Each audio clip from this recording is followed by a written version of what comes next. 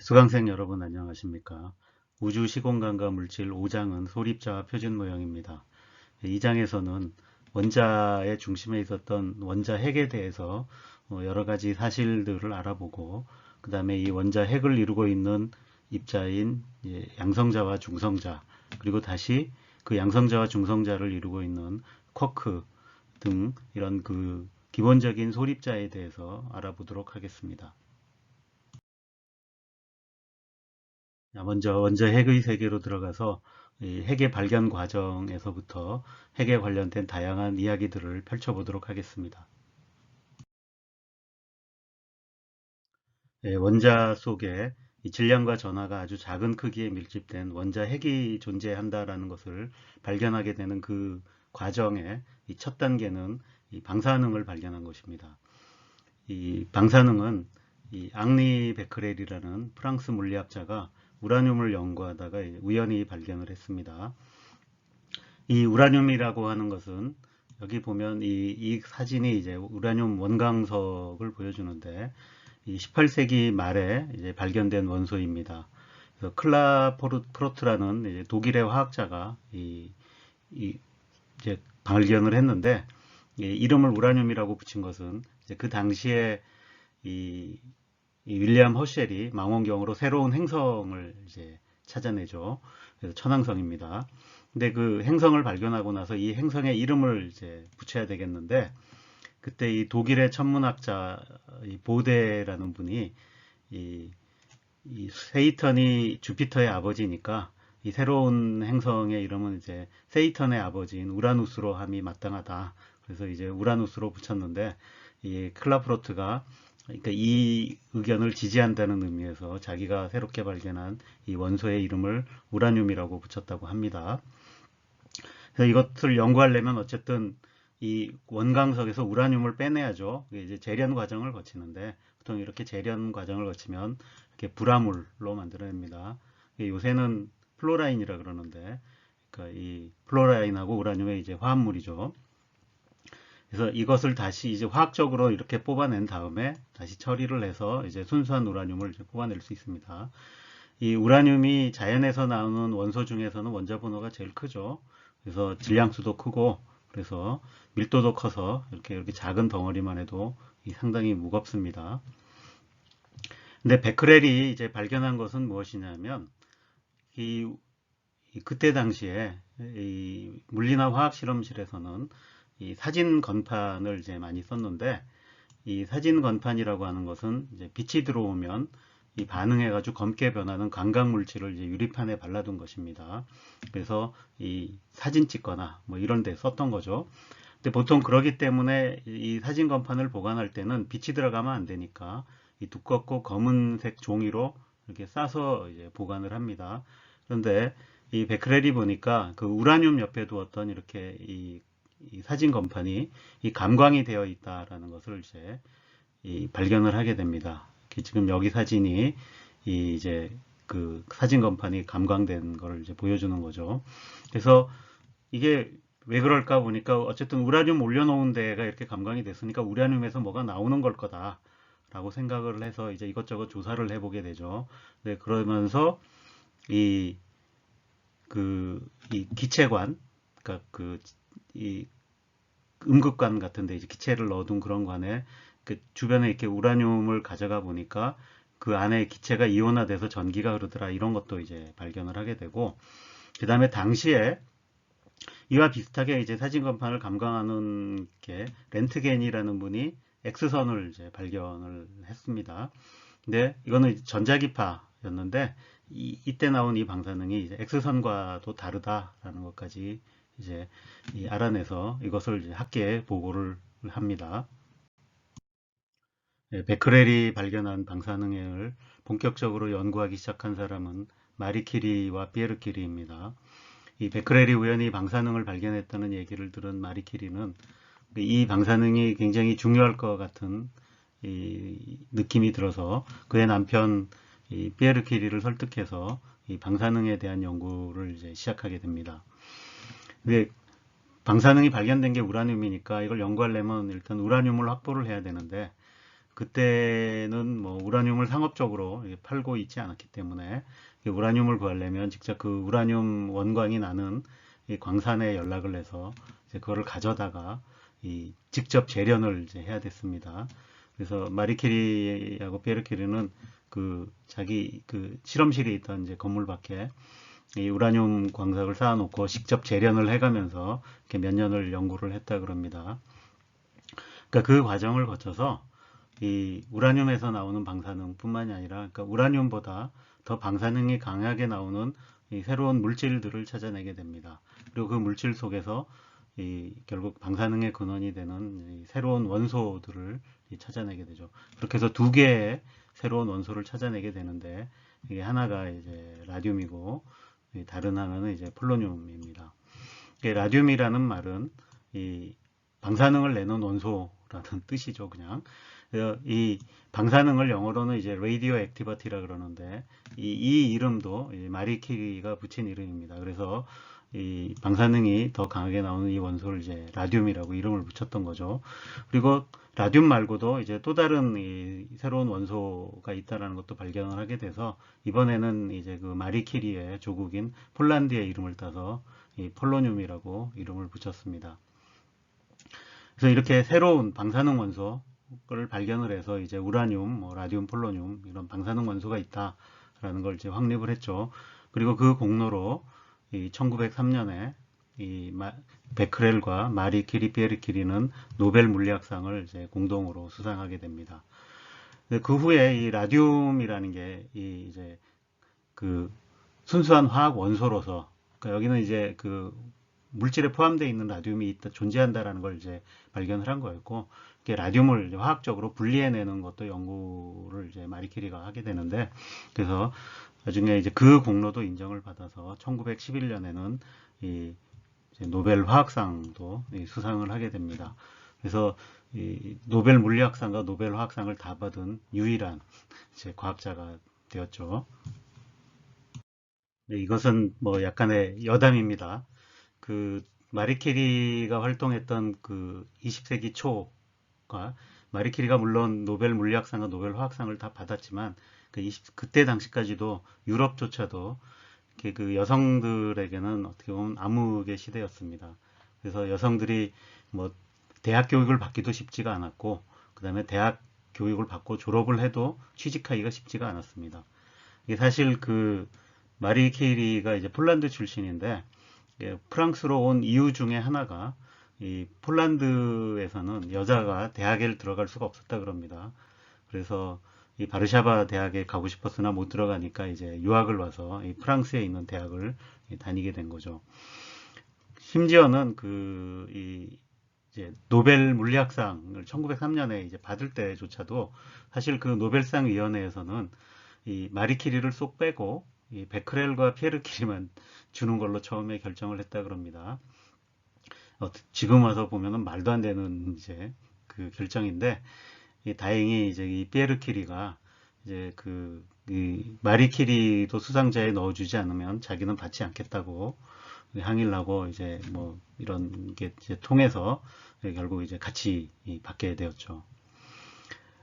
그 다음에 그러고 나서 이제 피에르 퀴리는 이제 그 마차 교통사고로 이제 죽게 되고, 그 다음에 이제 그러고 나서 이제 그 마리 퀴리가 이제 교수가 되는데, 사실 그 지금에 와서는 굉장히 이해하기 힘들겠지만, 그러니까 이 마리 퀴리가 이제 박사를 받고도 계속 그 교수 자리를 이제 여성에게는 거의 안 주기 때문에 그냥 거의 강사 같은 걸로 이제 살았는데, 심지어는 노벨상을 받고도 교수 자리를 못 얻었다고 그래요. 그러다가 이제 남편 피에르가 죽고 나서 이제 비로소 그 자리에 이제 교수가 됩니다. 참 우리가 이런 시절을 살았던 게 그렇게 먼 과거 얘기가 아니라는 거죠. 이 마리 퀴리는 그런 면에서 굉장히 입지전적인 여성 과학자라고 할 수 있습니다. 그래서 역경을 딛고 정말 대단한 이제 성취를 이뤄낸 거죠. 근데 1911년에 노벨 화학상을 받을 때도 약간의 이제 뭐 그때 당시 이제 신문 표현으로 이제 스캔들이라고 부르는 일들이 좀 있었습니다. 예,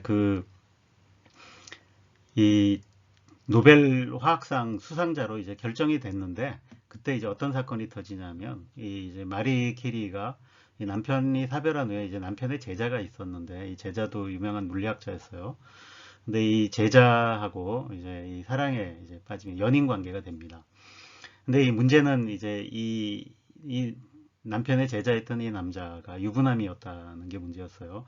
물론 이제 별거 상태였다고는 하는데, 예, 정식으로 이혼은 하지 않은 이런 상태였고, 근데 어쨌든 이 유명 인사긴 했지만 프랑스 입장에서 보면 폴란드 여자잖아요. 그러니까 여전히 국적은 남편 따라 프랑스인이 됐지만 여전히 이방인이었던 거죠. 그래서 그 프랑스 언론들은 이제 마리 키리를 공격하게 되는 거죠. 이제 프랑스 남자를 꼬여내서 가장 파탄을 냈다느니 뭐 이런 게 이제 신문에 나고 막 그렇게 되니까 이 노벨상 위원회에서도 이 노벨 화학상 수상자로 결정을 했는데 이제 상을 주기가 껄끄러워졌던 모양이죠. 지금으로 봐서는 그런 이제 개인적인 사생활을 가지고 그런 결정을 한다는 게 좀 황당하긴 하지만 어쨌든 취소는 할 수 없으니까 이제 그 뒤로 이 마리 캐리에게 의사타진을 했다 그럽니다. 그러니까 이 수상 거부를 하면 안 되겠느냐 뭐 이런데 이게 마리 캐리가 이제 단호히 거절을 하죠. 그래서 그 노벨 화학상도 결국은 이제 수상을 하게 됩니다. 이것은 또 다른 여담입니다.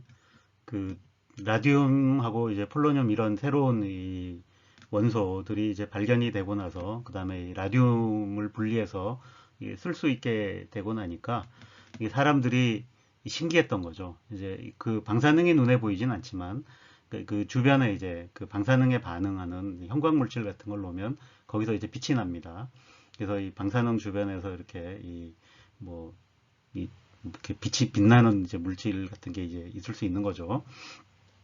그러다 보니까 이게 뭔가 이런 걸 다른 용도로 이제 쓰려고 하는 사람들이 생겨나는 거죠. 그 중에 이제 하나가 이게 저런 그 신비의 빛, 뭐 이런 걸 재면은 이 병이 낫는다, 뭐 이런 식으로 해서 이게 또 이 라듐이 졸지에 이 만병통치약처럼 이제 된 거죠.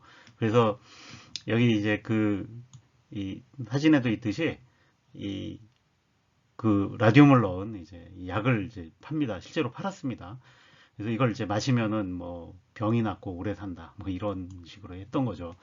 요새 기준으로 하면 황당하죠. 예, 방사능을 일부러 마신 거니까. 이렇게 마시는 약뿐만이 아니라 뭐 라듐 연고도 팔고 뭐 그랬다 그럽니다. 네. 또 그거 외에도 이 아까 얘기한 대로 이 형광 물질을 그 주변에 놓으면 그 방사능에서 나온 방사능에 의해서 빛을 내니까 저거를 이용하면 이렇게 그 밤에 어두운 데서도 볼 수 있는 야광 시계 같은 것을 이제 만들 수 있었던 거죠. 그래서 이게 이제 내가 어린 시절에도 뭐 이런 거 꽤 볼 수 있었어요. 이런 식의 야광 시계를 방사능 물질 넣어서 이렇게 하는. 근데 또 저런 게 이제 방사능이 위험하다라는 거를 이제 몰랐던 거죠. 결국 그러다가 이제 시간이 한참 흘러서 방사능을 계속해서 쬐면은 결국 이제 그 몸에 문제가 생긴다라는 걸 발견하게 되는데 그 발견하는 과정도 보면 그러니까 이런 야광 시계 같은 걸 만들던 이제 그 공장에서 일하던 노동자들이 있었는데 주로 이제 그때 당시에는 그 여성 노동자였습니다. 이 사람들이 이렇게 그 숫자 같은 거에 그대로 이렇게 그려야 되겠죠. 그 그리는 과정에서 이렇게 붓으로 다 그리다 보니까 붓이 갈라지면은 모아서 다시 그려야 하는데 보통 그러면 습관적으로 이렇게 그 혀에다 이렇게 침 묻혀서 모으고 막 이런 과정 하잖아요. 그런 걸 하니까 계속 그 입 주변이나 이런 데 방사능을 강하게 쬐는 거죠. 그러니까 그런데 이제 문제가 생기고 결국 이 전형적인 그 방사능 피폭에 의해서 이 질병과 이제 사망에 이르는 이런 사례들이 자꾸 나니까 그제서야 이 방사능을 쬐는 게 위험하다라는 걸 이제 인식을 하게 되고 조사를 해서 이 방사능에 대한 이제 금지를 하게 됩니다. 이 베크렐과 캐리 부부가 이 방사능을 내는 이 원소들을 발견을 했다면 그렇게 해서 나오는 방사능의 정체가 무엇인가를 이제 밝힌 사람은 이 어니스트 러더퍼드입니다. 이 어니스트 러더퍼드는 이 방사능 물질에서 나오는 방사능을 열심히 조사를 해서 이 방사능이 이 세 가지 종류로 분류가 된다라는 것을 찾아냈습니다. 그래서 그 분류를 이제 알파선, 베타선, 감마선 이렇게 이제 부르는 거죠. 그래서 이 차이는 크게 이제 두 가지 면에서 볼 수 있는데, 하나는 이 투과력의 차이입니다. 그래서 이 차폐, 그러니까 이렇게 방사능을 막는 거를 했을 때 이 투과력의 차이가 있더라. 그리고 이 투과력이 이 약한 거에서 센 것으로 이제 순서로 이제 알파, 베타, 감마선이라고 이름을 붙였던 거죠. 그래서 알파선 같은 경우에는 이 종이 정도만 돼도 이 투과를 못 합니다. 근데 이제 베타선은 종이 정도는 투과하는데 이런 금속판을 투과를 못하고, 이 감마선 같은 경우에는 투과력이 워낙에 좋아서 이 금속판도 투과할 수 있고, 이것까지 막으려면 굉장히 두꺼운 이제 벽돌, 그러니까 납판이 있어야 되더라. 이런 이제 투과력의 차이를 보이는 게 있었고, 이 또 하나의 차이는 이 질량 전압비가 다르더라라는 건데, 이거는 이제 이 진공 속에서 이 방사능 입자들을 가게 한 다음에 여기에 이제 전기장을 걸어주면, 이렇게 전기장이 걸린 공간을 지나갈 때 이 휘어지는 거가 다른데, 이게 이 알파 입자는 이게 그 음전극 쪽으로 끌리고, 베타 입자는 양전극 쪽으로 끌리고, 감마 입자는 영향을 받지 않더라.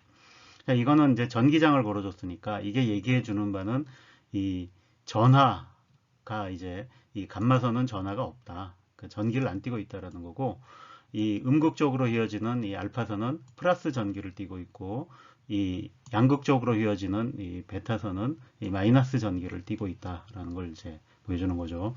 그러니까 이런 거 등등을 다 조사를 해본 끝에 이 러더퍼드가 이제 이 내린 결론은, 이 알파선이라고 하는 것은 결국 헬륨의 이 핵이더라. 그래서 전하를 이제 이 플러스 2를 띠고 있고, 굉장히 무겁다.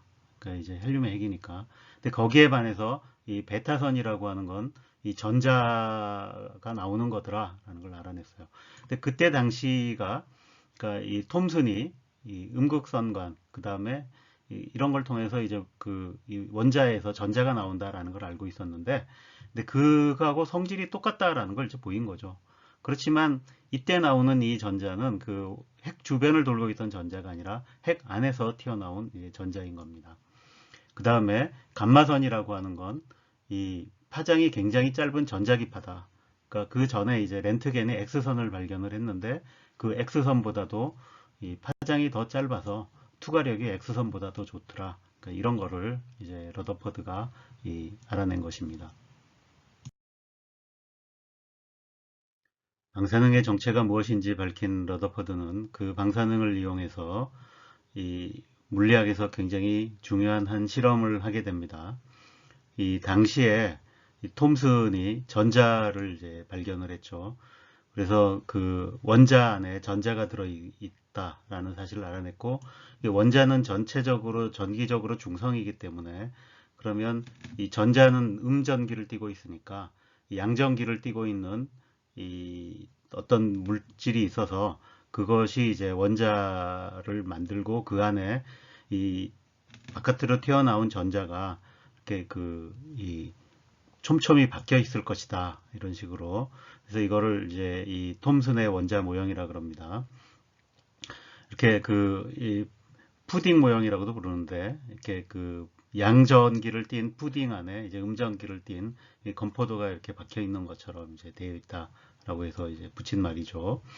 근데 정말로 이렇게 돼 있는지 이제 확인을 이제 해보는 실험을 고안하게 됩니다.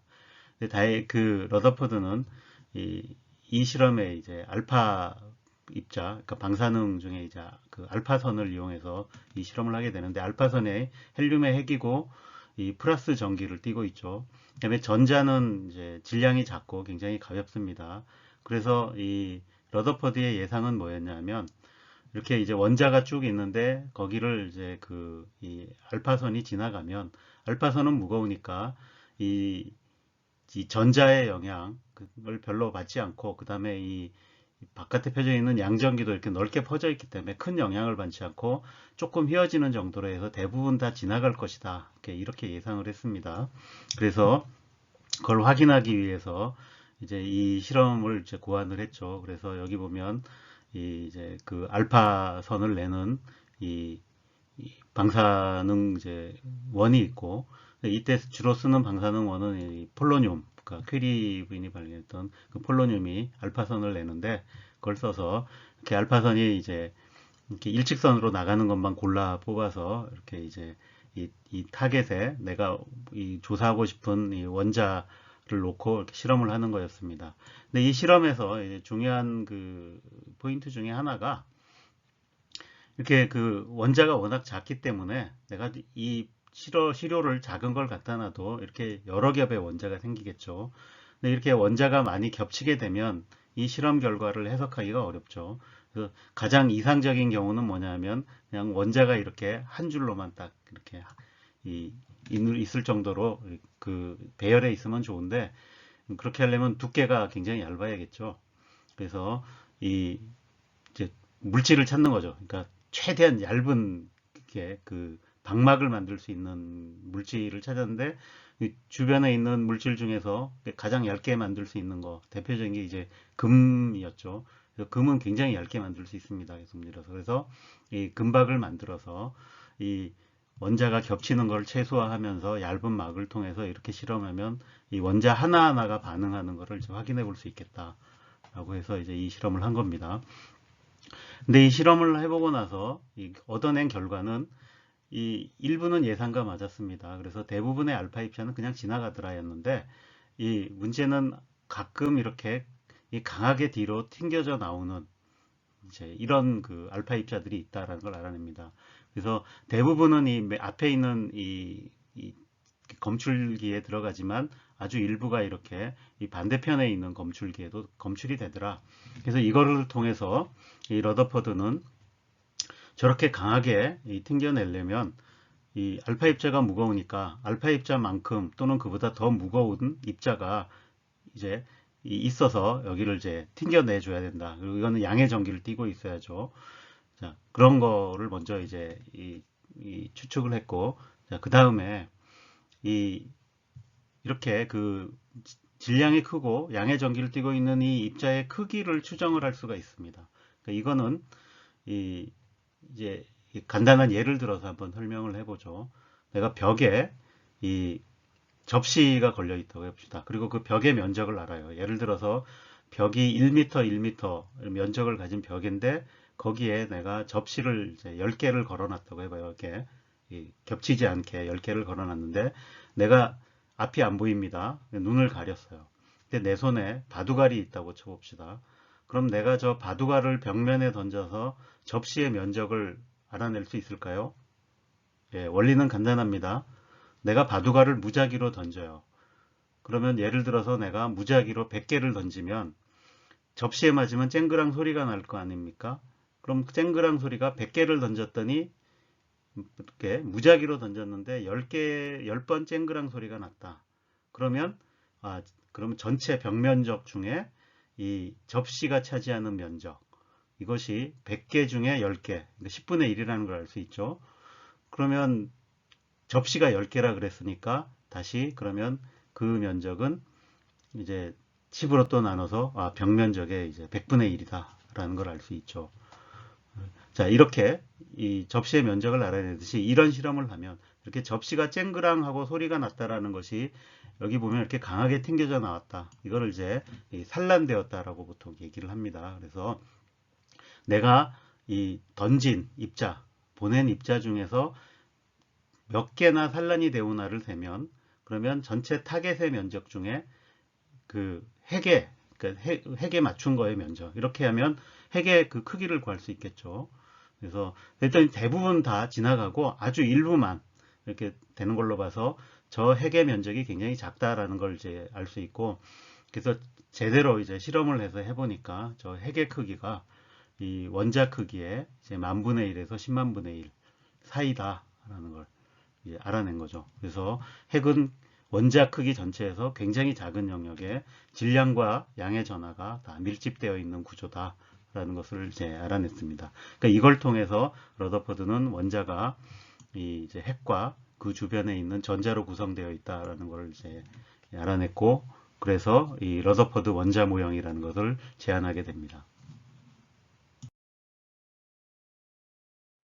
이 러더퍼드의 실험을 통해서 이 원자가 핵과 전자로 되어 있다는 것이 밝혀졌죠. 자, 그 다음에 그러면 그럼 핵은 더 이상 분해가 되지 않는가라는 질문을 던질 수 있겠죠. 그래서 이것도 역시 이 실험을 해보니까 핵도 분해가 되고 이 양성자와 중성자로 구성되어 있다는 것을 알게 됩니다. 그러니까 그것을 알게 된 이 과정을 한번 살펴보죠. 일단 이 양성자라고 하는 것은 간단하게는 이 수소 원자의 핵입니다. 그래서 사실은 이 19세기에 이 음극선관 같은 거를 할 때 이렇게 이 안에 수소를 넣고 이 전기장을 가면 수소 중에 전자가 떨어져 나올 수 있죠. 그럼 그 남은 이 수소 원자의 핵, 그게 바로 양성자였던 거죠. 그래서 이렇게 수소 원자의 이온이 존재한다라는 거는 이미 이 시기에 이제 알고 있었는데, 이 문제는 그게 이제 양성자다라고 뭐 이렇게 생각 안 하고 그냥 수소 원자의 이온이다라고만 생각을 했던 거죠. 근데 이게 이제 이 핵을 이루는 이 구성품이다라는 것을 확인한 건 역시 이제 이 어니스트 러더퍼드인데, 이 어니스트 러더퍼드가 이제 그 알파 입자를 내는 폴로늄 같은 거를 이렇게 이 공기 중에 놔두면 그렇게 나온 알파 입자가 이렇게 공기 중에 있는 이렇게 이 질소의 그 원자의 핵을 때리겠죠. 그럼 그 핵을 때리면서 뭔가 튀어나오는데, 그 튀어나오는 게 뭔가를 봤더니 이 양의 전기를 띠고 있고 수소 원자하고 핵과 질량이 같은 것이 튀어나오더라라는 것을 찾아내요. 그래서 이걸로부터 그러니까 이 질소 핵 안에 이런 이 양성자, 그러니까 수소 원자의 핵과 같은 것이 들어있다라는 것을 이제 알아낸 거죠. 그래서 이 러더퍼드는 그래서 어쨌든 이 알파 입자를 이용해서 그래서 이 최초로 이 핵반응 실험을 했던 거죠. 그래서 핵이 변환될 수 있다라는 굉장히 중요한 사실을 알아냅니다. 그러니까 이 과정에서 이 질소핵이 이제 산소핵으로 바뀌었던 거죠. 근데 사실 이렇게 하면 원자의 종류가 바뀐다라는 거죠. 굉장히 중요한 발견일 수 있죠. 왜냐하면 그 전에 오랜 세월 이 연금술사들이 꿈꿨던 게, 예를 들어 이제 보통의 물질을 금으로 바꿀 수 있느냐 뭐 이런 거잖아요. 근데 이게 이 실험을 통해서 그게 가능하다라는 걸 이제 보여준 거죠. 핵이라는 것이 바뀔 수 있다라는 거를 이제 보여준 겁니다. 그래서 어쨌든 이런 과정을 통해서 이제 핵에 대해서 본격적인 이제 연구가 되기 시작합니다. 그래서 이 러더퍼드는 이 핵물리학의 아버지로서 지금도 추앙을 받고 있습니다. 자, 그런데 이게 문제는 이제 그 핵이 양성자가 있다라는 건 알겠는데, 그 핵의 질량은 잴 수가 있거든요. 이게 재보면 그 전하비하고 양성자하고 이게 잘 안 맞아요. 그러니까 예를 들어 헬륨 같으면 전하는 이제 이 플러스 2니까 그러면 양성자 2개 딱 이렇게 있어야 되는데, 질량을 재보면 양성자 2개의 질량이 아니라 양성자 4개가 있는 질량이 나옵니다. 그래서 이 전하하고 질량의 비를 설명하려다 보니까 핵은 양성자하고 또 질량은 비슷한데 전기는 안 띈 뭔가가 있어야 되는데, 그걸 일단 이제 중성자라고 불렀어요. 그래서 사람들이 처음엔 어떻게 생각했냐면 이 중성자라고 하는 건 양성자하고 전자로 되어 있을 것이다. 그러니까 이게 두 개가 붙어서 이 전기를 띠지 않고 있고, 남은 거는 이제 전기를 띈 거는 이제 양성자가 될 것이다 라고 이렇게 생각을 처음에 했습니다. 그런데 이거는 그 뒤에 이제 양자역학이라는 게 나오죠.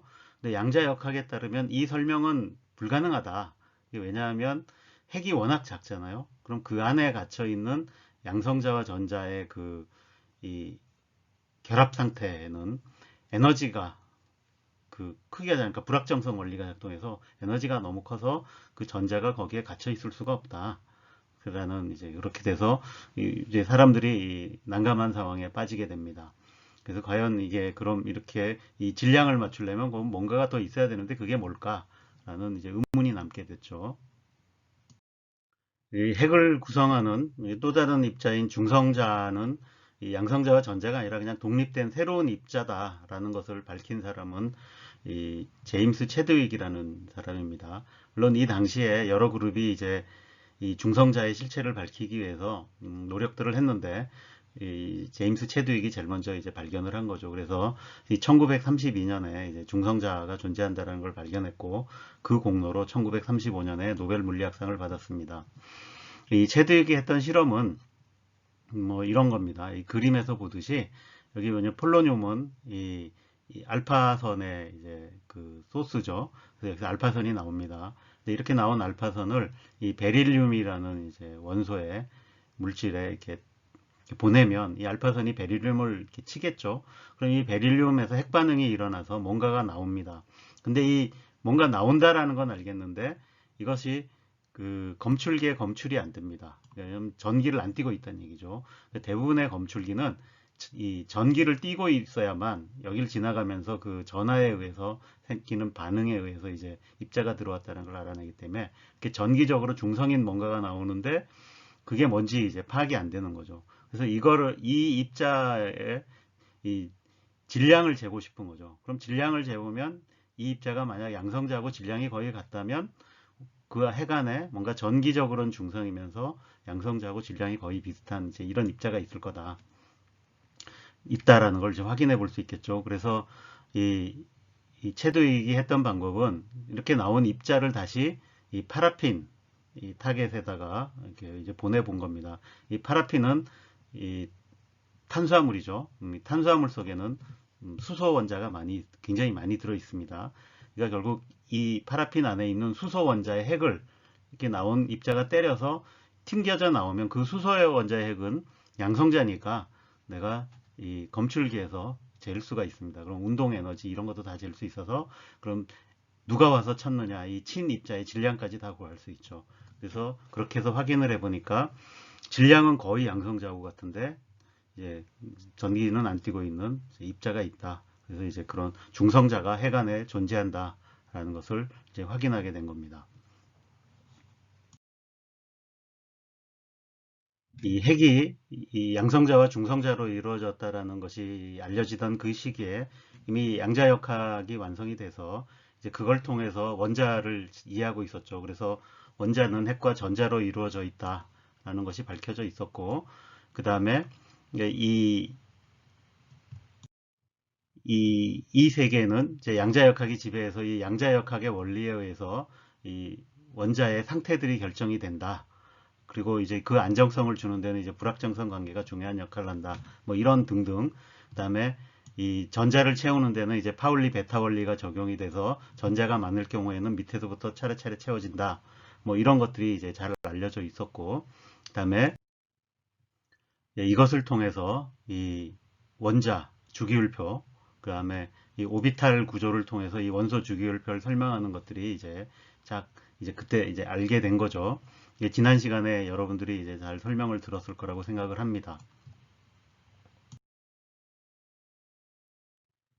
자, 이제 이런 바탕에서 이 핵을 한번 이해해 보려고 하는 겁니다. 그럼 핵은 양성자와 중성자로 이루어졌다라는 것은 알았습니다. 자, 근데 그러면 이 양성자와 중성자는 그럼 어떻게 뭉쳐서 핵을 이루는가? 이거를 이제 그 이해를 하고 싶은데 이 핵이 원자보다 훨씬 더 작아서 양자역학의 원리가 적용을 돼야 될 겁니다. 근데 그에 앞서서 몇 가지 의문이 들죠. 자, 첫 번째는 그러니까 이 핵 속에는 우리가 일상에서 알고 있는 힘, 그게 이제 중력과 전자기력이 있는데 이 힘과는 다른 힘이 작용해야 될 것 같다라는 겁니다.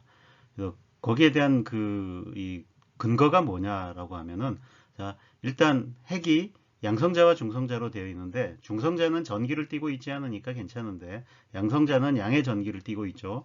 이렇게 양의 전기를 띠고 있는 것들을 이렇게 많이 모아두면 당연히 이들 사이는 서로 밀어내겠죠. 전자기력에 의해서 서로 멀어져 가려 그럴 겁니다.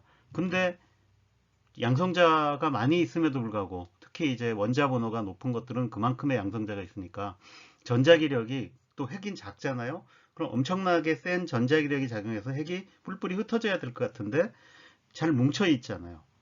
그죠? 그래서 뭔가 이 핵 안에서는 이 양성자끼리의 전기적인 반발력보다 얘네들을 묶어주는 더 강력한 무슨 인력이 작용을 해야 된다라는 거죠. 근데 그 힘이 뭔지는 모르겠어요. 그래서 그런 힘이 일단 있어야 되겠다. 그래서 이거를 이제 이 강한 핵력이라고 이제 일단 이름을 붙입니다. 그리고 그 힘의 성질을 이제 조사를 해봐야 되겠죠. 그래서 이 강한 핵력에 의해서 양성자와 중성자가 이렇게 서로 결합해 있다.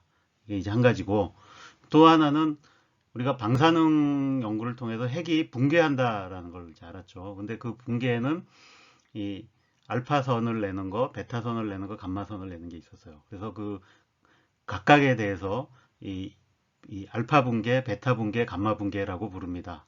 근데 이 알파 붕괴하고 감마 붕괴하고는 달리 이 베타 붕괴는 조금 이상했어요.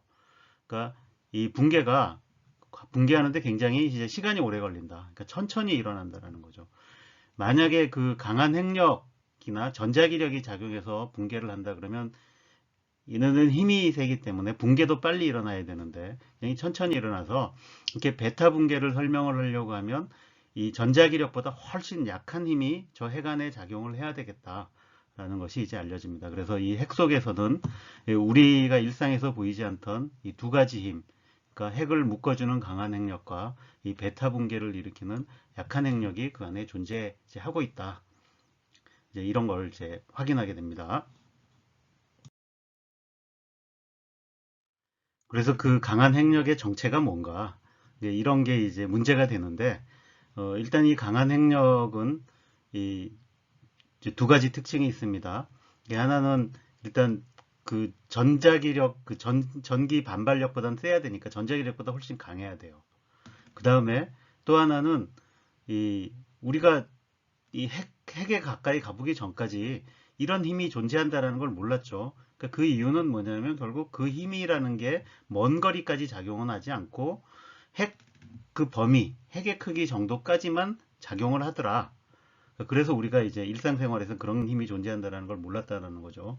그래서 그러니까 이런 힘을 설명하는 방법으로 1930년대에 이 유가와 이론이라는 게 나옵니다. 그래서 이 유가와 이론이라는 건 뭐냐면 그러니까 그때 당시에 이제 양자 장론이라는 게 생기면서 그러니까 이 힘이라는 걸 설명하는데 그러니까 이 힘이라고 하는 것이 이 힘을 매개하는 어떤 입자를 교환함으로써 생긴다라는 게 이제 이 정립이 됩니다. 이 얘기는 이제 다음 시간에 조금 더 설명을 드릴게요.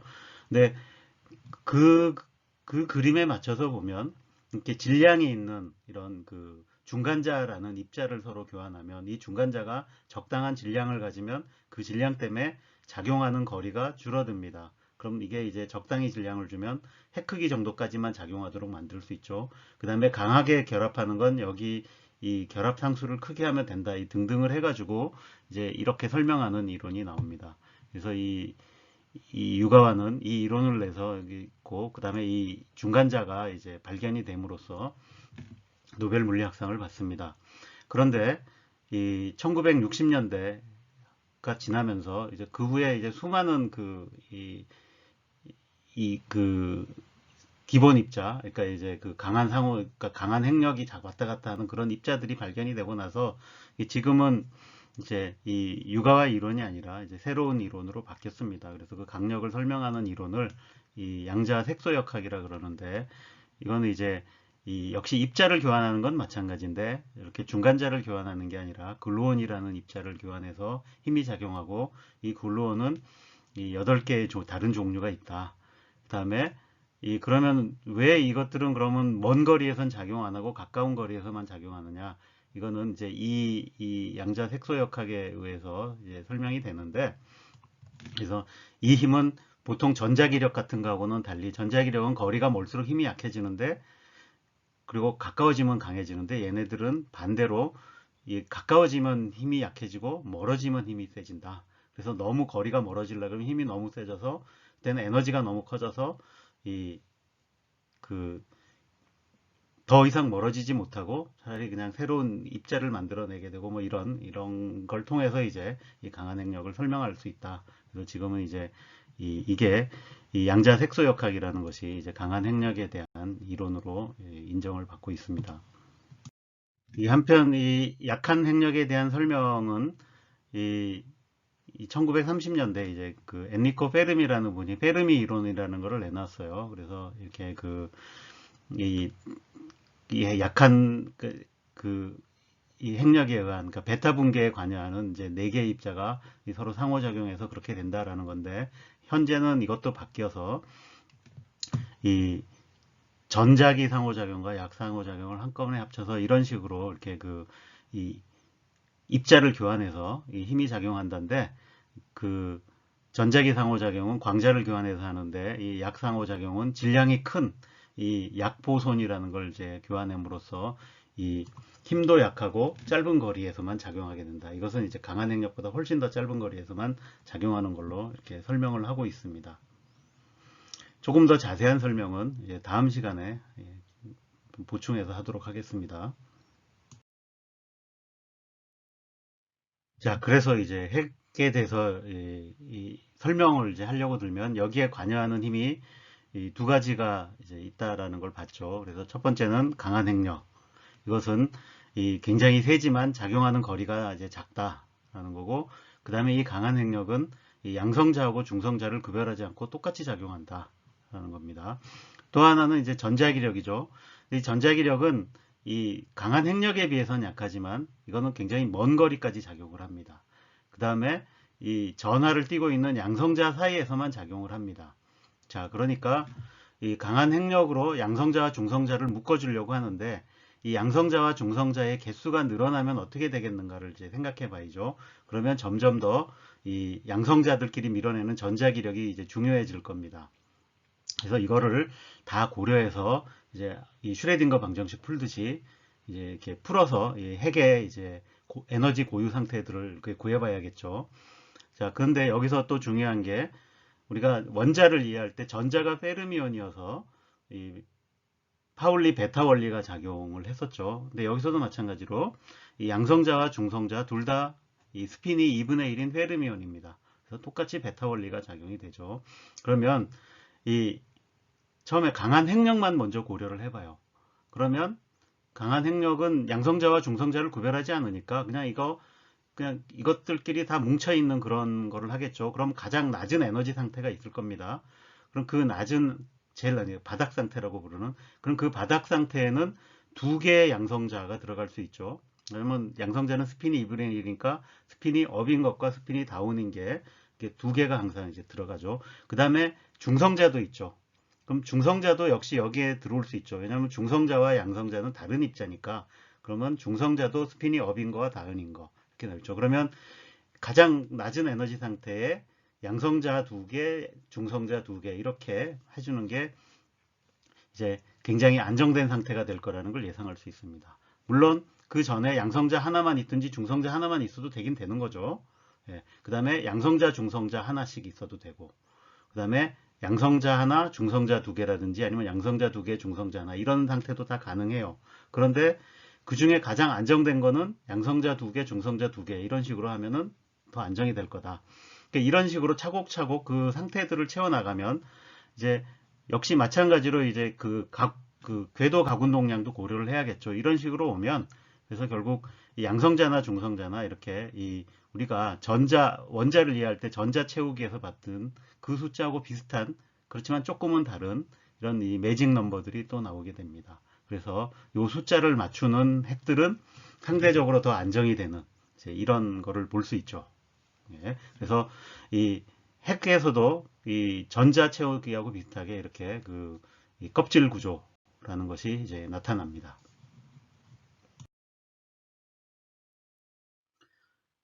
지난 시간에 그 원자 주기율표를 배울 때 그 원소의 종류가 118가지가 있다라는 걸 이제 배웠죠.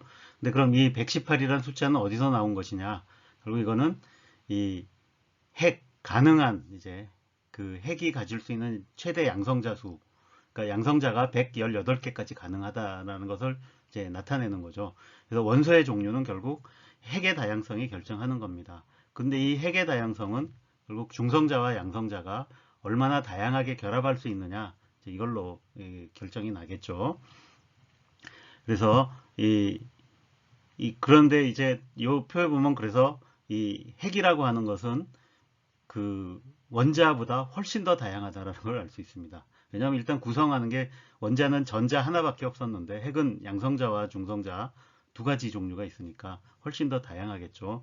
그래서 여러분들이 이 그림에서 보는 게, 이 보면 이쪽 이 가로축은 이 양성자의 숫자이고, 이 세로축은 중성자의 숫자입니다. 이 양성자의 숫자가 바로 원자 번호라 그래서 이거에 의해서 이 원자의 그 종류가 뭐냐가 결정이 되겠죠.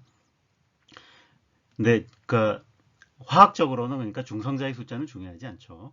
근데 여기 보면 이 핵들이 이 대부분의 경우에 이게 불안정합니다. 그래서 여기 보면 이 까만색으로 표시된 핵들은 안정된 핵이에요. 그냥 놔두면 영원히 살 수 있는데 그 외의 것들은 다 이 시간이 지나면 붕괴를 합니다.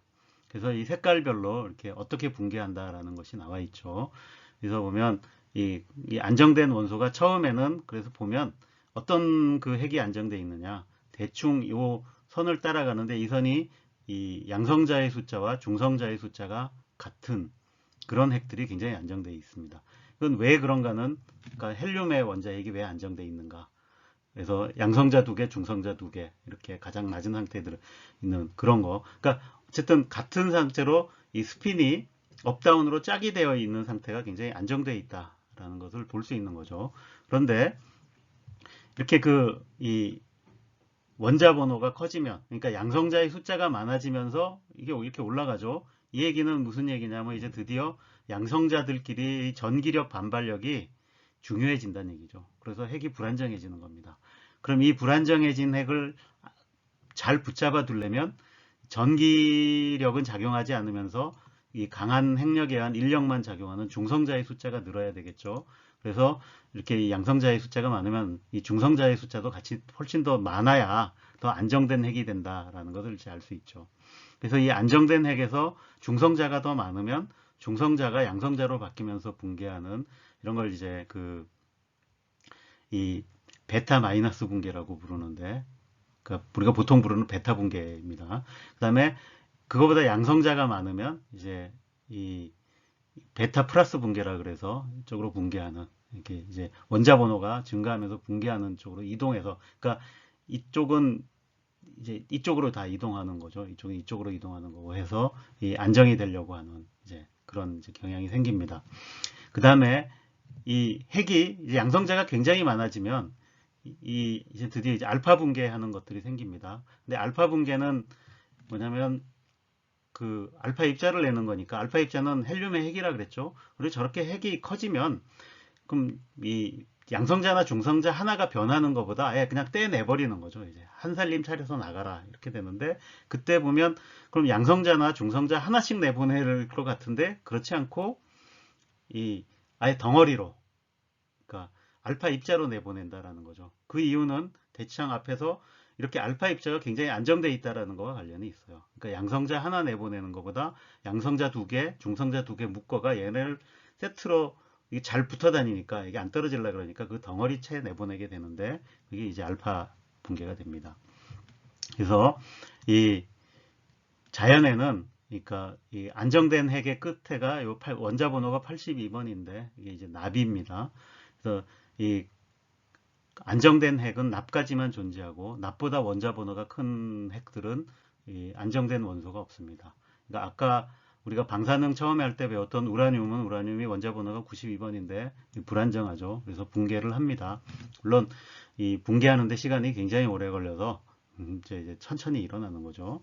자, 그 다음에 이 핵의 안정성을 따질 때는, 그다음에 핵 전체를 다 분해하는데 이제 얼마의 에너지가 필요하냐보다는 핵자 하나하나 떼어내는데 얼마의 에너지가 들어가느냐, 그러니까 이걸로도 많이 이제 알아보는데, 근데 그걸 이제 핵자당 결합 에너지라 그럽니다. 여기 보면 이 원자 번호가 아니라 이제 여기는 질량수로 돼 있죠. 그러니까 양성자, 중성자 숫자에 따라서 이 핵자당 에너지가 얼마나 바뀌느냐를 보면, 여기 보면 피크가 하나 있는데 이게 이제 헬륨이죠. 그리고 가장 이게 보면 안정된 핵이 뭔가를 보여줍니다. 여기 보면 피크가 철이 있죠. 그래서 모든 핵 중에서 이 철이 이제 가장 안정된 핵이다 라는 거죠. 그래서 이 철보다 무거운 핵들은 이 붕괴해서, 그러니까 주로 이제 나중에 보면 이렇게 쪼개지거나 해가지고 철로 갈라 그러고, 이 철보다 가벼운 핵들은 뭉쳐서 처리를 만들려고 하는 게 이제 안정화되는 길이다 라는 걸 이제 알 수 있습니다.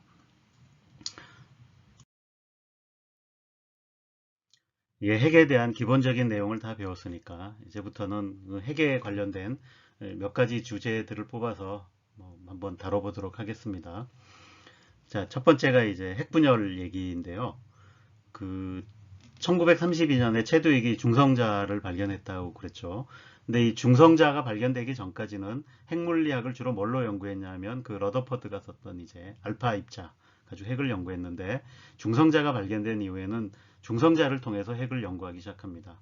근데 이유는 중성자는 전기를 안 띠고 있어서 이 핵에 접근하기가 쉽다 라는 거죠. 알파 입자는 이 플러스 2의 전기를 가지고 있어서 핵도 플러스 전기를 띠고 있으니까 얘를 핵의 근처에 가까우면 전기적으로 밀어내려고 그러죠. 그래서 그 밀어내는 힘을 이기고 핵을 쳐야 되기 때문에 알파 입자의 에너지가 커야 됩니다. 그런데 중성자는 큰 에너지가 없어도 얘가 전기적으로 중성이기 때문에 핵에 쉽게 접근해서 핵 반응을 쉽게 일으킨다 라는 걸 이제 알아낸 거죠. 근데 이런저런 걸 하다가 여기 있는 그 이제 오토한 그 브리츠 스트라스만 이런 분들이 이 재미있는 걸 발견합니다. 이렇게 중성자로 이게 우라늄 핵을 이렇게 때렸더니 이 우라늄 핵이 둘로 갈라지더라. 그래서 이렇게 그래서 대충 이제 원자 번호가 서로 비슷한 것들끼리, 지금 이 경우에는 이제 크립톤과 바리움으로 갈라지는데, 이것 말고도 다양한 이제 비슷한 이 질량들을 가진 원자 핵으로 이렇게 갈라집니다. 자, 이렇게 핵이 이 중성자가 와서 붕괴하는 거, 이게 양자역학 과정이라는 거 단번에 알 수 있죠. 한 가지 가능성이 일어나는 게 아니라 여러 가지 가능성이 있고, 그 가능성들이 어떤 주어진 확률로 일어난다라는 것을 이제 보여주는 겁니다. 그래서 핵의 이런 반응, 붕괴 과정 다 이 양자역학 과정입니다. 그래서 보면 이게 이 핵 분열이 일어나는데 그때 이 엄청난 에너지가 나오더라. 그러니까 이때 알아낸 게 결국 우리가 그러니까 원자에서 나오는 거는 전자가 그 핵과 결합한 그 에너지가 나오는데, 지금 핵은 그보다 훨씬 작죠. 이렇게 크기가 작으면 이렇게 결합 에너지도 훨씬 큽니다. 그래서 보통 원자의 그 결합 에너지보다 이 핵의 결합 에너지는 대략 한 100만 배 정도 커요. 그럼 그때 그 나오는 에너지도 그러니까 100만 배 정도 크다는 얘기죠. 그래서 이 분열 하나 일어나는데 이 화학 에너지 이런 거보다 엄청난 에너지가 나오더라 라는 걸 이제 알아냅니다. 자, 그리고 또 하나 재밌는 거는, 이렇게 내가 중성자 한 개를 가지고 이렇게 핵을 쪼갰더니 쪼개지면서 이 무거운 이 두 개의 핵만 나오는 게 아니라 이렇게 중성자가 세 개가 더 나온다라는 겁니다. 저렇게 그 우라늄 핵을 중성자로 쳤을 때 하나가 이렇게 분해되면서 세 개가 나온다라고 하는 것은, 그러니까 이거를 이용하면, 그러면 그때 새로 나온 중성자가 또 옆에 있던 우라늄을 치면 얘가 또 붕괴하면서 에너지가 나오고 또 중성자가 나오고, 이런 식으로 계속 연쇄적으로 반응이 일어나서 이 우라늄이 전체적으로 한꺼번에 붕괴를 하면서 엄청난 에너지를 내놓을 수 있겠다. 그래서 이런 연쇄 반응의 가능성을 이제 이 사람들이 이제 제안을 하게 됩니다. 근데 이게 정말로 가능할까? 이걸 그래서 이제 만들어 보려고 하는 이제 시도를 하게 되죠. 그래서 우라늄 핵 하나가 붕괴할 때마다 중성자가 3개씩 나오니까 연쇄 반응이 그냥 쉽게 일어날 것 같지만 이렇게 간단치는 않습니다. 우리가 앞에서 봤죠. 이 원자에서 핵이 차지하는 크기 거의 10,000분의 1에서 100,000분의 1밖에 안 되고, 대부분 보니까 이 원자 그 물질에서 핵이 차지하는 크기는 굉장히 작다. 그래서 중성자가 이렇게 나오더라도 주변에 핵이 워낙 크기가 작으니까 그걸 못 맞추고 그냥 물질 밖으로 빠져나갈 가능성이 굉장히 크다라는 거죠.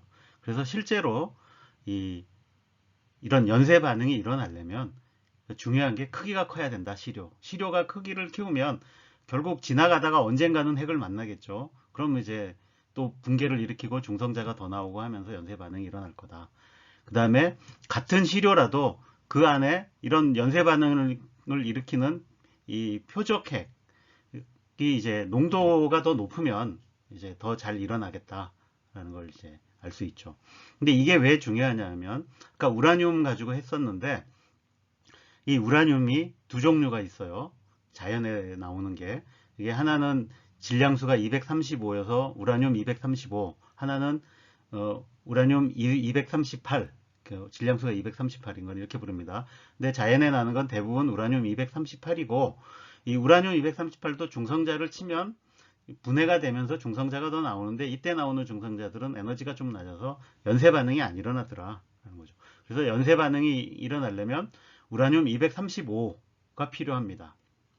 근데 자연에서 채굴 한 우라늄은 대부분 238로 되어 있고, 우라늄 235는 전체의 0.7% 밖에 되질 않아요. 이게. 그리고 이렇게 섞여 있으니까, 이 연쇄 반응이 일으키려면 이 238은 없애고 235만 남길 필요가 있다라는 거죠. 그래서 이런 이제 농도가 필요하다라는 거죠. 그래서 실제로 저 연쇄 반응이 일어나려면 이 시료의 크기가 어떤 크기, 그러니까 이제 임계 질량보다 더 커야 된다라는 거죠. 그래서 이거는 근데 그 물질의 밀도, 그 다음에 이제 이 표적핵의 농도, 뭐 모양, 온도 이런 거에 다 좌우가 됩니다. 그래서 예를 들면 이제 그 우라늄 235 가지고 이제 연쇄 반응 일으킬 수 있다 그랬죠. 근데 우라늄 235만 모아놓은 100% 우라늄 235는 52kg이면 됩니다. 52kg이니까 꽤 클 것 같지만 우라늄 밀도 굉장히 크다 그랬죠. 그래서 생각보다 크기 작습니다. 여기 본 대로 뭐 이 정도 크기면 뭐 가능하다 그래요. 자, 근데 이 우라늄 235는 자연에서는 이 자연 우라늄에서는 0.7%밖에 안 된다 그랬죠. 그럼 이 0.7% 가지고 이 연쇄 반응이 일어나려면 수톤의 이 우라늄이 필요하다. 굉장히 덩치가 커야 된다라는 거고, 내가 이걸 농도를 높이면 높일수록 이제 줄어들죠. 그래서 이제 20% 되면 400kg, 100%일 때 52kg이다 되는 겁니다. 또 이렇게 연쇄 반응을 일으킬 수 있는 이 방사능 이 원소 중에 플루토늄 239가 있는데, 이거는 이제 100%일 경우에는 10kg이면 된다라는 거죠. 이 플루토늄은 이 우라늄이 붕괴하는 과정에서 이게 만들어지는데, 그걸 모아서 또 저것도 이렇게 연쇄 반응에 쓸 수가 있는 거죠. 자, 어떻게 하면 연쇄 반응이 일어난다라는 거를 알았으니까 시도를 해봐야겠죠. 근데 처음에는 저 우라늄 235를 농축을 이제 뭐 하기가 힘드니까 그냥 일단 자연에 나는 우라늄 가지고 이제 해보려고 시도를 했어요. 그게 여기 있는 이 그림인데, 이게 이 정도로 거대한 이제 방을 우라늄으로 채워서 실제로 저 안에서 연쇄 반응이 일어나고, 그 연쇄 반응에서 나오는 에너지로 저 안에 뜨거워지는, 이게 이제 최초의 원자로라고 볼 수 있는 거죠. 그러니까 이런 걸 이제 만들었던 거죠.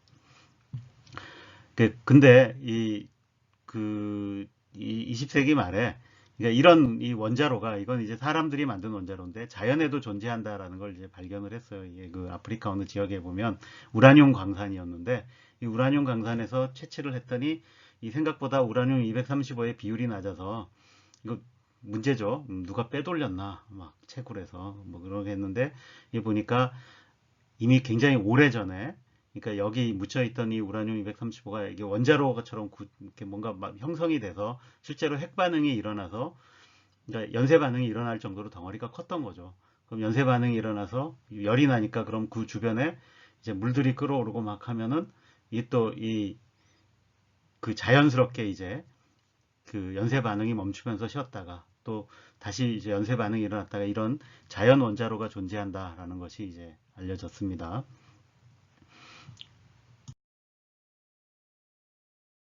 이렇게 핵분열 연쇄 반응을 통해서 큰 에너지를 빠른 시간 내에 얻을 수 있다. 그러니까 폭탄도 만들 수 있고 뭐 이런 것들이 이제 알려진 게 1930년대 후반인데, 이 시기에는 핵만 분열되고 있던 게 아니라 이제 전 세계가 이렇게 분열되고 있었어요. 그래서 유럽에서는 이 독일과 이탈리아, 그 다음에 이제 아시아 쪽에서는 일본, 이렇게 세 나라가 이 주축국이 돼서 이제 그 기존에 이제 이 다른 나라들이 차지하고 있던 데를 어떻게 이제 낑겨 들어가서 자기네들이 차지해 보려고 하는 야욕에 불타고 있었죠. 그래서 이게 이제 그 전운이 감돌고 있었던 시기입니다.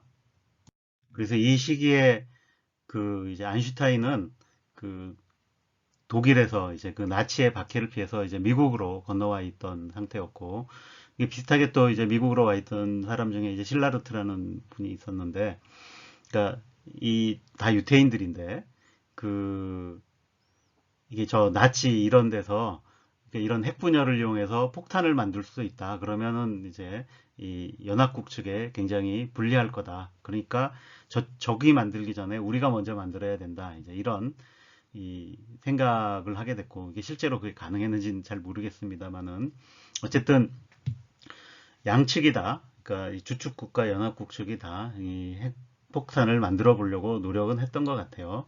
어쨌든 이 실라르트가 이 아인슈타인을 설득해서 미국 대통령에게 이렇게 편지를 씁니다. 그러니까 핵무기를 만들자는 이제 그런 제안을 하는 이제 이런 편지였던 거죠. 결국 그 제안이 이제 받아들여져서 이거를 추진하게 됩니다. 그래서 이 프로젝트 이름이 이제 맨해튼 프로젝트였던 거죠. 물론 이 프로젝트의 리더는 이제 군인이 맡아서 했지만 실제로 국민이 뭐 연구를 할 수 있는 건 아니니까. 그래서 이게 이제 이 총력전을 펼치게 되죠. 그래서 그 미국이란 나라가 동원할 수 있는 모든 걸 다 동원해서 최대한 빨리 만들어야 되는 게 목표니까.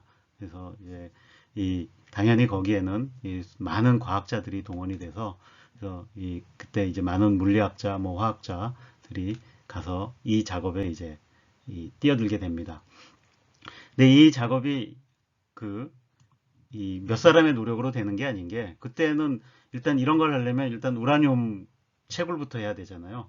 그 다음에 이 재련도 해야 되고, 그럼 굉장히 이렇게 대량으로 우라늄을 만드는 게 준비가 안 돼 있으니까 그런 거부터 해가지고, 자, 그 다음에 또 이제 어려운 과정이 뭐냐면, 아까 우라늄에서 대부분은 238인데 이거는 쓸모없다 그랬죠. 그럼 235만 뽑아내야 돼요.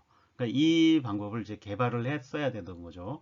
그래서 이걸 이제 농축 과정이라 그러는데, 그 농축 과정을 개발해내고, 그 다음에 뭐 필요한 것들 다 만들어내는 이 총력전이 펼쳐지는데, 그 총력전에는 이렇게 이 전쟁터에 그 남자들 나가고 남은 굉장히 그 많은 여성 인력들도 동원이 되고, 이제 공장도 만들어지고 하면서 이제 이 핵폭탄이 만들어지게 됩니다. 아마 이게 평상시 같으면 저렇게 해서 진짜로 그냥 천천히 굴러가서 폭탄을 만들었다 그러면 뭐 10년이 걸렸을지 20년이 걸렸을지 모르는데, 이렇게 국가 동원 체제를 굴려서 불과 몇 년 만에 진짜로 폭탄을 만들어내게 됩니다. 그래서 이 핵 분열 폭탄을 만드는 데는 물론 실제 폭탄이라는 것은 수많은 과정으로 이루어지죠.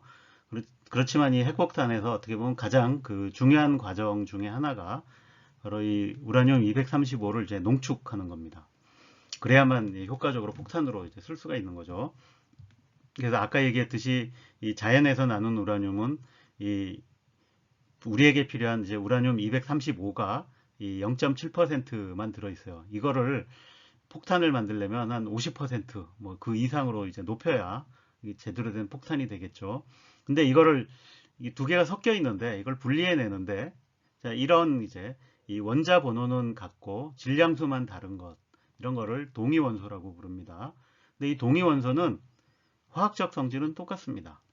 여러분 전자의 숫자가 똑같으니까 질량 조금 다른 거 외에는 똑같아요. 그래서 이걸 분리해내는데 내가 화학적인 방법으로는 분리를 해낼 수가 없어요.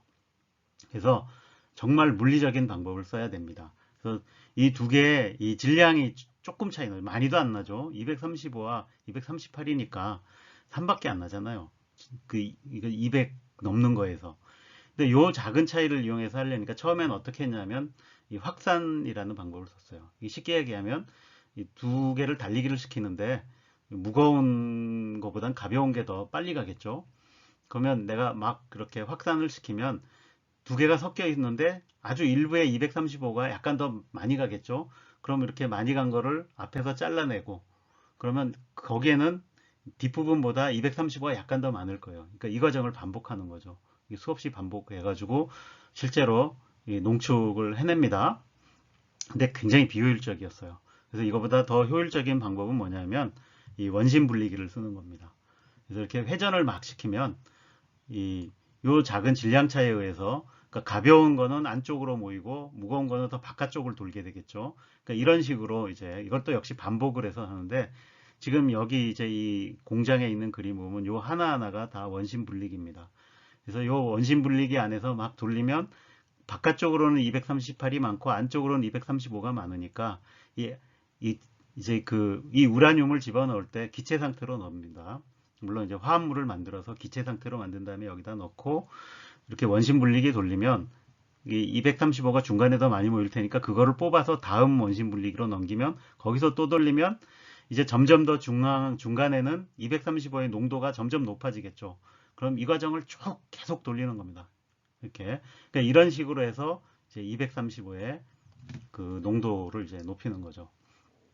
이 과정은 현재 원자력 발전에도 필요한 부분이죠. 그래서 원자력 발전에 쓰는 그 우라늄은 이렇게 폭탄 만드는 것만큼 농도가 높지는 않아도 되고 한 10% 이선 정도로 하는데 그래도 이걸 어느 정도 쓰고 나면 농도가 떨어지겠죠. 그럼 그거를 다시 수거에다가 농도를 높이면 다시 연료로 쓸 수 있죠. 이런 걸 이제 재처리 과정이라 그럽니다. 어쨌든 이런 농축 과정을 통해서 이렇게 만들고 그 다음에 이제 그렇게 해서 이제 이 재료가 준비가 되면 이제 폭탄을 만들 때 그럼 폭발은 어떻게 시키냐? 이게 연쇄 반응이 일어나는 건 아까 얘기한 대로 임계 질량을 넘으면 일어난다 그랬죠. 그래서 어떻게 하냐면 이 임계 질량보다 작은 덩어리로 나눠 놓는 겁니다. 그리고 이 사이를 중성자를 흡수하는 물질로 채워요.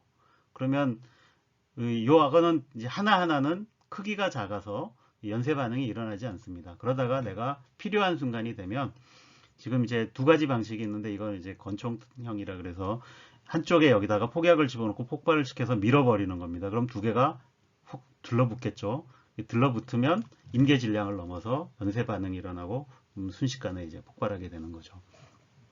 또 하나 방법은 이렇게 조각조각 내놓은 거를 바깥에서 이런 식으로 이렇게 폭발을 시켜서 밀어서 이렇게 한꺼번에 확 모으게 하는 이런 방식. 또 이제 생각해 볼 수 있는 거죠. 이렇게 해서 임계 질량 넘게 말면 폭발을 하게 됩니다. 그래서 저 핵폭탄을 만들겠다던 이 맨하탄 프로젝트는 이 성공을 거두어서 실제로 이게 이 핵폭탄이 만들어졌을 뿐만이 아니라 실전에도 사용이 되었죠. 그때 이제 두 가지 폭탄이 다 만들어집니다. 그러니까 하나는 우라늄 235를 쓰는 것이고 다른 하나는 이제 플루토늄을 쓰는 겁니다. 그래서 이 크기로 보면 64kg, 6.4kg에서 굉장히 차이가 있지만 오히려 위력은 이 플루토늄 폭탄이 더 크죠. 근데 이게 이제 실제로 이게 일본의 그 히로시마와 나가사키에 투하가 돼서 이로 인해서 많은 사람이 이제 죽었습니다. 그래서 이런 그 큰 사건을 보고 나서 이건 이제 전 세계 사람, 미국 사람은 전 세계 사람들에게 큰 충격을 주었죠. 그러니까 핵이라는 것이 저렇게 그 인류를 모두 파괴할 수 있는 저런 거 많이 만들면 결국 진짜로 그럴 수도 있는 거 아니에요. 그래서 많은 경각심을 주었고, 근데 그 경각심에도 불구하고 이제 2차 대전 후에 이 미국하고 이제 소련이 냉전 체제에 돌입하면서 다들 저 핵무기를 이제 엄청나게 만들기 시작을 하게 됩니다. 그러다 결국은 이제 어느 이 한계에 이르러서는 이제 서로 위험하다라는 생각이 들어서 이제 이 협정을 맺고 이제 중단하게 됐던 거죠. 뭐 결국 폭탄 외에도 이제 좀 좋은 방향으로 이용해 보자 그래서 결국 이제 저기서 에너지를 뽑아내는 핵발전소 등도 건설이 됐지만 어쨌든 지금도 이제 이 핵 문제는 인류가 과학을 통해 새로운 걸 만들어냈지만 그게 인류에게 위협이 될 수도 있다라는 걸 보여주는 이 대표적인 이제 사례로 꼽히고 있는 거죠. 자, 다음 주제로 넘어가 보겠습니다. 이번 주제는 우리 몸의 원소들은 어디에서 왔는가라는 겁니다. 우리 몸을 보면 대부분 물론 물이죠. 그 다음에 이제 단백질, 탄수화물, 지방 이렇게 이제 섞여 있는데 이거를 원소로 분석을 해보면 이제 제일 많은 게 당연히 이제 산소입니다. 물이 제일 많으니까. 그 다음에 탄소고, 그 다음에 이 수소, 질소 이런 식으로 쭉 깁니다. 근데 이렇게 이 수많은 원소들은 어디에서 왔느냐? 당연히 우리 몸에 있으니까 지구에서 왔겠죠. 그럼 지구에 있는 이 원소들은 그럼 어디서 왔겠는가? 뭐 태양이 만들어질 때 지구도 만들어졌을 테니까 그때 뭔가 있었겠죠. 이렇게 계속 찾아가다 보면 결국 이 이 화학 원소들, 특히 핵을 이제 어디선가 만들어냈겠죠. 그걸 한번 추적해 가봅시다. 현재 연구 결과에 따르면 이렇게 핵을 만드는 크게 곳이 이 세 군데로 나눌 수 있다 그래요. 그래서 여기서 그냥 재미 삼아서 1공장, 2공장, 3공장 이렇게 나눠놨는데 1공장은 이제 우리 빅뱅 우주, 그러니까 우주에서 만들어졌는데 우주가 이 팽창하면서 식는데 그 식는 과정에서 이 양성자하고 중성자들이 합쳐서 이 헬륨을 만드는 그 과정이 있었습니다. 지금도 우리 우주에서 관찰되는 헬륨의 대부분은 이 빅뱅 과정에서 이제 만들어진 겁니다. 그리고 여러분들이 그 다음에 이제 또 이 핵을 만드는 게 별이라는 거를 들어봤을 텐데, 이 태양 같은 경우에도 이 수소 그 핵을 가지고 모아서 헬륨 핵을 이제 만든다 그랬죠. 그 과정에서 나오는 에너지로 우리가 살아가고 있습니다. 그래서 이 과정에서도 헬륨도 만들고 그보다 더 무거운 탄소나 산소, 질소 이런 거를 만드는데 이 태양에서 만드는 헬륨 뭐 마늘 같지만 이제 우주 전체에서 보면 미미한 양이고 우주에 있는 헬륨의 대부분은 이제 빅뱅에서 만들어졌다. 근데 대신에 이 별은 또 중요한 역할이 있는데 이 헬륨보다 더 무거운 원소들은 빅뱅에서 못 만드니까 그거보다 무거운 원소 그러니까 탄소, 질소, 산소 여기서 또 그 다음 넘어가면 뭐 실리콘 쭉 해가지고 철까지 이 별에서 다 만들어진 거다라는 거죠. 근데 이 방법으로는 그러니까 이게 이제 이 뜨거운 상태에서 핵융합을 시키는 거라 이 가장 안정된 원소인 철보다 더 무거운 거는 못 만듭니다. 근데 우리 몸을 봐도 그렇고 지구를 봐도 그렇고 철보다 무거운 이 원자 번호가 큰 원소들 많이 있죠. 뭐 납도 있고 뭐 우라늄도 있고. 근데 이런 것들은 그럼 저 그 별의 핵융합 과정에서는 못 만들어진다는 얘기인데 그럼 어디서 만들어졌느냐? 이거는 되게 이제 별이 마지막 순간에 이 다양한 형태로 폭발이 일어나게 되는데 그 폭발 과정, 뭐 예를 들면 초신성 폭발이라든지 그러니까 이런 과정에서는 이제 무거운 이 핵들도 만들 수 있다 그럽니다. 그래서 그때 만들어졌다라는 거고 이걸로부터 유추할 수 있는 게 뭐냐면 이 태양이나 우리 지구를 보면 저런 무거운 핵들이 많은 걸로 봐서 그러니까 이 태양이 처음 만들어진 별은 아니다. 처음 만들어진 별이었다면 이 저렇게 이 무거운 거 철보다 무거운 원소들을 못 만들었을 거니까 그게 근데 이미 존재하는 걸로 봐서 이 우리는 이런 초신성 폭발이 일어나는 데서 그 잔해에서 태양이 다시 태어나고 그렇게 해서 나온 이제 이 만들어진 것이다. 그런 의미에서 보통 이제 우리를 이제 이 초신성의 후예라고 부르기도 합니다. 그래서 이 표를 보면 이 핵들의 기원을 다 이렇게 색깔별로 구별해 놨어요. 그래서 여기 파란색은 빅뱅에서 만들어졌다. 이게 빅뱅에서 만든 건 요거 두 개밖에 없죠. 예.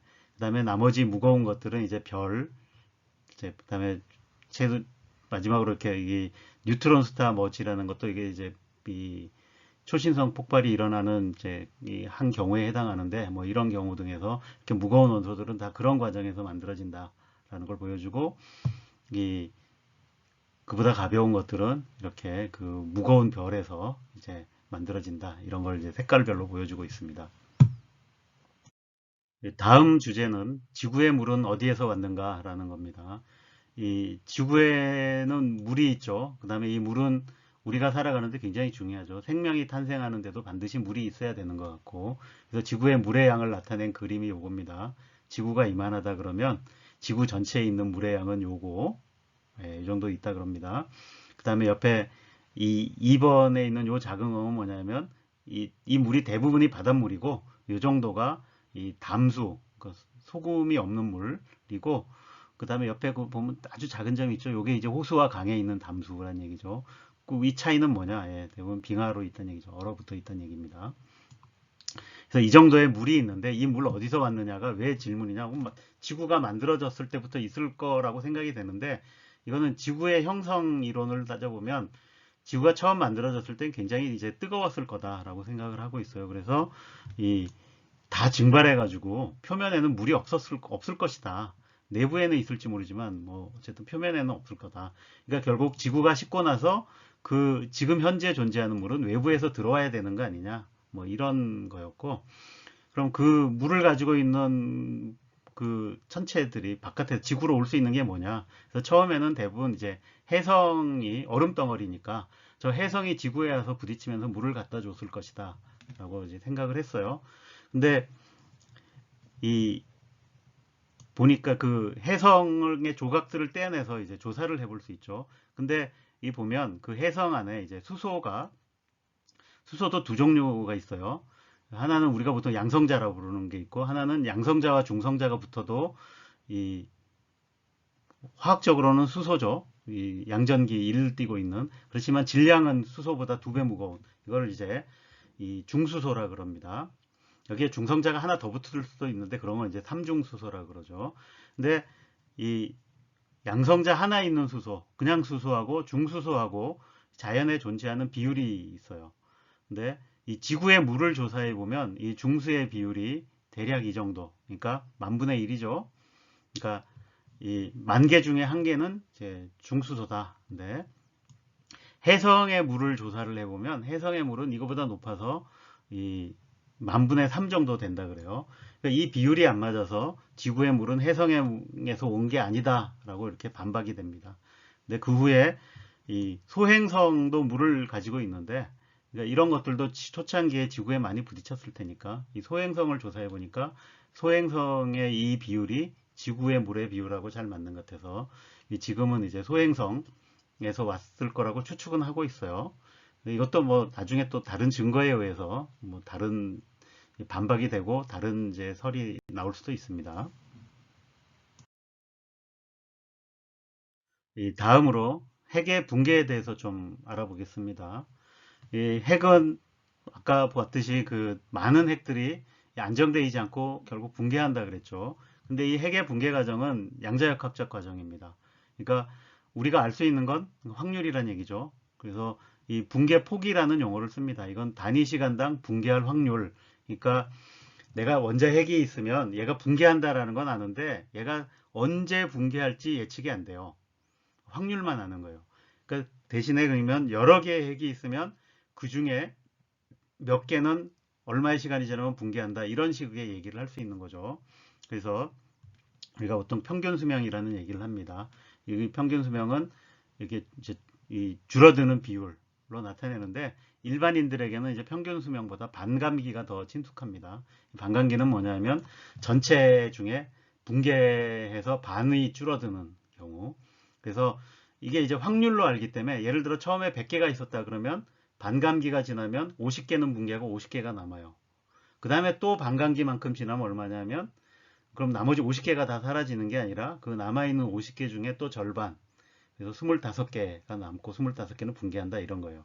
그 다음 또 반감기만큼 지나면 그 25개 중에 또 절반, 이런 식으로 붕괴해서 살아간다. 그러니까 이렇게 이제 일어난다라는 뜻입니다.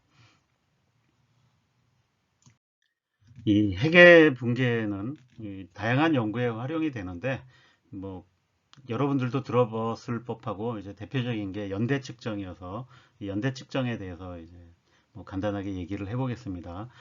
이 연대 측정 중에 이제 가장 많이 쓰이는 것 중에 하나가 탄소 연대 측정이라는 건데 이거는 이제 1940년대 윌라드 리비라는 분이 이 방법을 개발해서 이 노벨 화학상을 수상했죠. 이 방법은 이 자연에 존재하는 탄소가 이제 우리가 보통 알고 있는 거는 질량수가 12인 게 있고 그 다음에 13인 게 있습니다. 대부분 이제 12가 더 많고 13 조금 있는데 여기 보면 비율이 나오죠. 이 정도 있는데 이거 말고 아주 소량으로 존재하는 탄소가 있어요. 이게 이제 탄소 14라는 겁니다. 얘는 이제 불안정해요. 그러니까 붕괴한다는 얘기죠.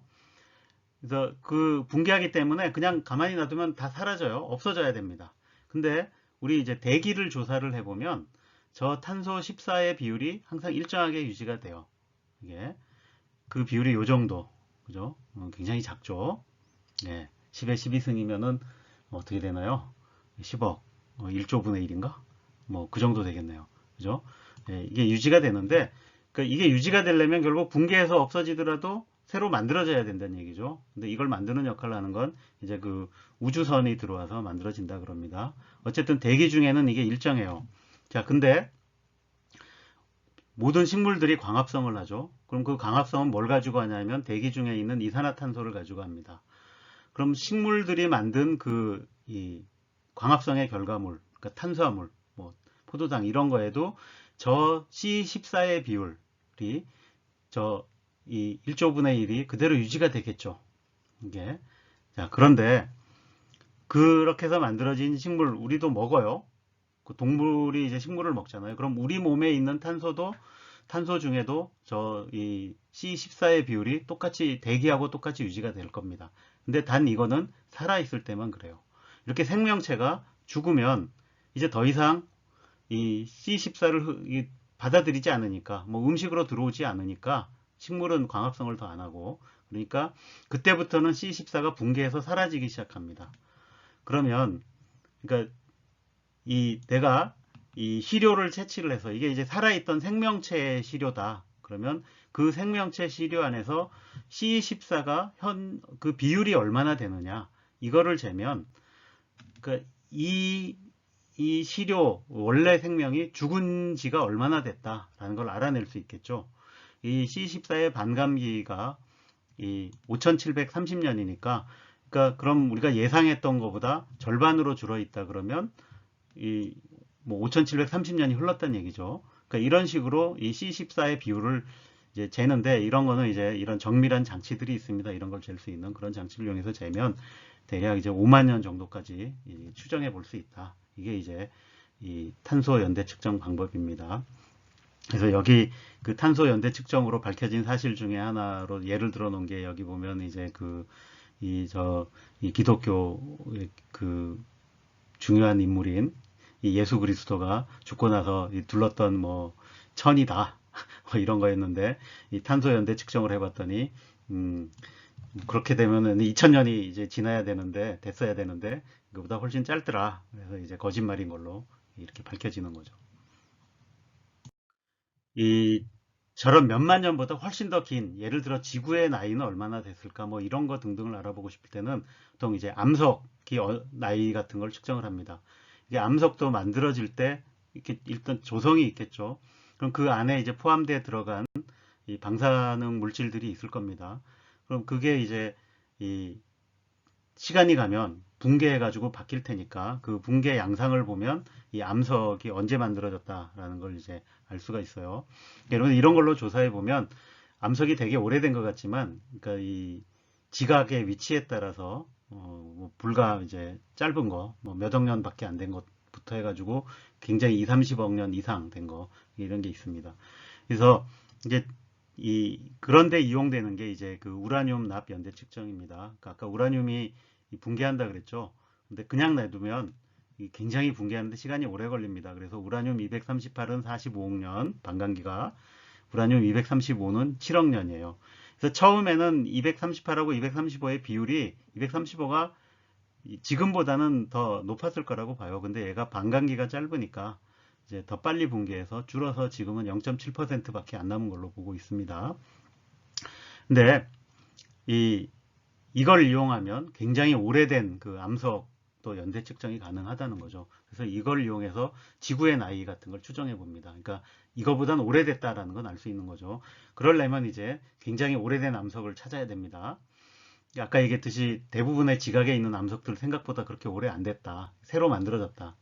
이게 이제 판구조론 때문에 그런 거죠. 계속 판이 새로 만들어지더라라는 거죠.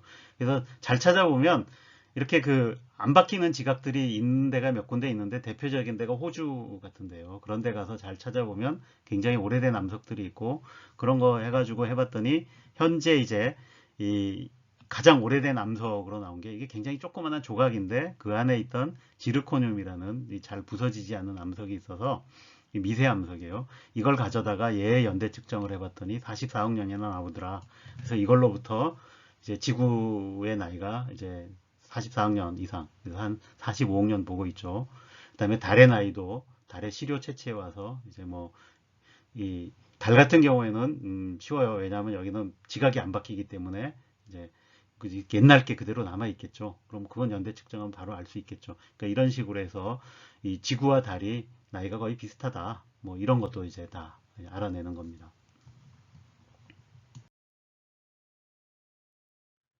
그 핵의 붕괴를 이용하는 것 중에는 이제 방사능 추적자라는 것도 있습니다.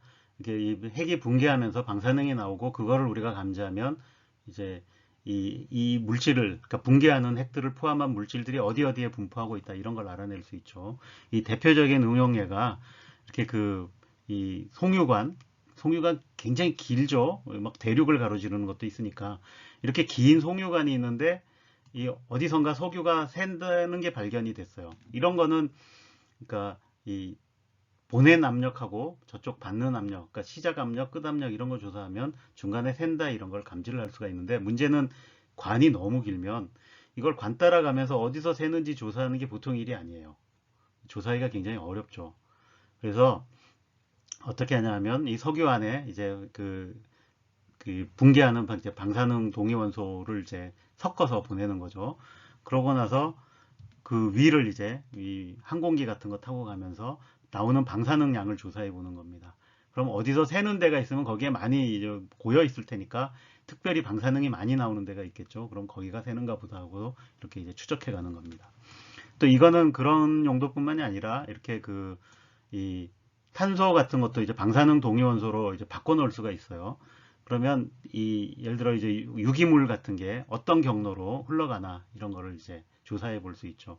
그래서 이건 이제 이 나뭇잎 안에서 이 보통의 물질과 독성 물질이, 그러니까 이건 제 당의 흐름을 추적하는 거고 독성 물질 넣으면 가는 경로가 다르더라 이런 걸 이제 확인하는 데도 쓰고, 다음에 또 재미있는 결과 중에 하나는 우리 몸에도 이런 일부 그러니까 탄소 같은 거를 이제 방사성 동위원소로 바꾼다든지 해가지고 아니면 뭐 인이라든지 이런 것도 바꿀 수 있고 해가지고 그럼 내가 먹은 물질들이 내 몸에 어떻게 퍼져나가고 얼마나 오랫동안 머무는가 그걸 나오는 방사능 양을 측정해서 이제 추적해 볼 수가 있죠. 그러니까 이런 작업을 1950년대부터 많이 했는데 그때 이런 거 연구해가지고 알아낸 게 뭐냐면 우리 몸에 있는 이 화학 원소들이 끊임없이 바뀌더라라는 걸 이제 알아내요.